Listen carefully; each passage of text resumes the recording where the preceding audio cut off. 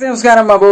57ാമത്തെ വയസ്സിലും AR റഹ്മാൻ എന്ന് പറയുന്ന ആ ഒരു ലെജൻഡ് 70ാമത്തെ ദേശീയ അവാർഡ് വേദിയിൽ പൊന്നിയിൻ സെൽവൻ ഫസ്റ്റ്. തീർച്ചയായിട്ടും ആ ഒരു ചിത്രത്തിന്റെ ബാക്ക്ഗ്രൗണ്ട് സ്കോറിന് അവാർഡ് ലഭിച്ച വിവരം എല്ലാ പ്രേക്ഷകരും അറിഞ്ഞതാണ്. മണിരത്നത്തിന്റെ പൊന്നിയിൻ സെൽവൻ. തീർച്ചയായിട്ടും AR റഹ്മാൻ എന്ന് പറയുന്ന ആ ഒരു ലെജൻഡിന്റെ അവാർഡിന്റെ എണ്ണങ്ങൾ ഒട്ടും തന്നെ അവസാനിക്കുന്നില്ല എന്നുള്ളൊരു കാഴ്ചപ്പാടാണ് വീണ്ടും വീണ്ടും കാണുന്നതും കേട്ട് ബോധ്യപ്പെടുന്നതും. ഈ ഒരു അവാർഡ് കിട്ടിയപ്പോൾ എനിക്ക് ചോദിക്കാനുള്ളത്, തീർച്ചയായിട്ടും ഈ പറയുന്ന അനിരുദ്ധ് ഫാൻസ് ഒക്കെ എവിടെയാണ്? നിങ്ങളൊക്കെ ഇതൊന്നും കാണുന്നില്ലേ, കേൾക്കുന്നില്ലേ? ഇത് വെറുതെ ഒരു അവാർഡ് എടുത്തു കൊടുക്കുന്നതല്ല.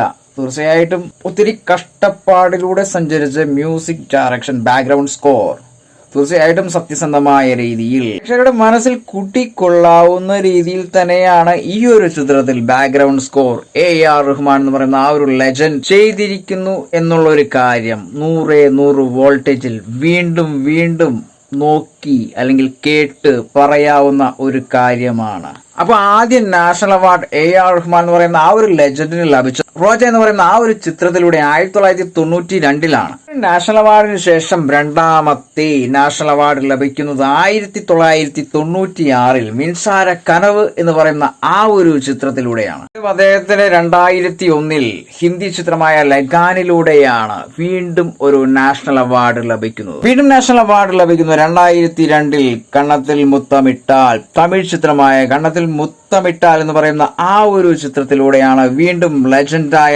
AR റഹ്മാൻ നാഷണൽ അവാർഡ് 2002 വാങ്ങുന്നത്. വീണ്ടും 2017 കാറ്റു വെളിയിടൈ എന്ന് പറയുന്ന ആ ഒരു തമിഴ് ചിത്രത്തിലൂടെയാണ് വീണ്ടും നാഷണൽ അവാർഡ് ലഭിക്കുന്നത്. 2017 ശ്രീദേവി അഭിനയിച്ച മം എന്ന് പറയുന്ന ആ ഒരു ഹിന്ദി ചിത്രത്തിലൂടെ വീണ്ടും AR റഹ്മാൻ എന്ന് പറയുന്ന ആ ഒരു ലെജൻഡിനെ ദേശീയ അവാർഡ്, നാഷണൽ അവാർഡ് തേടിയെത്തി. പിന്നീട് 2024 ഇതാ വീണ്ടും AR റഹ്മാൻ പൊന്നിയിൻ സെൽവൻ ഫസ്റ്റ് എന്ന് പറയുന്ന ആ ഒരു ചിത്രത്തിലൂടെ വീണ്ടും ദേശീയ അവാർഡ് കരസ്ഥമാക്കിയിരിക്കുകയാണ്. തീർച്ചയായിട്ടും AR റഹ്മാൻ എന്ന് പറയുന്ന ആ ഒരു മ്യൂസിഷ്യന് വീണ്ടും ഒരു സല്യൂട്ട്. ഈ അനിരുദ്ധ് ഫാൻസ് നിങ്ങൾ മനസ്സിലാക്കുക, ഇത് പുലിയല്ല, പുലിക്ക് മേലെയുള്ള ഒരു പുലി, സിംഹം, അതൊക്കെ മേലെ. തീർച്ചയായിട്ടും AR റഹ്മാൻ എന്ന് പറയുന്ന ആ ഒരു മ്യൂസിഷ്യന്റെ സഞ്ചാരം വർഷങ്ങൾക്ക് മുൻപേ തുടങ്ങിയതാണ്. തീർച്ചയായിട്ടും ലെജൻഡ് ആവാൻ വേണ്ടി തുനിഞ്ഞിറങ്ങിയ ഒരു വ്യക്തിയല്ല AR റഹ്മാൻ. അദ്ദേഹത്തിന്റെ ഒത്തിരി കഷ്ടപ്പാടുകളിലൂടെയുള്ള സഞ്ചാരം, അതാണ് അദ്ദേഹത്തെ ലെജൻഡാക്കി മാറ്റിയത് എന്ന് നമ്മൾ നേരിട്ട് കണ്ടറിഞ്ഞതാണ്, കേട്ടറിഞ്ഞതാണ്.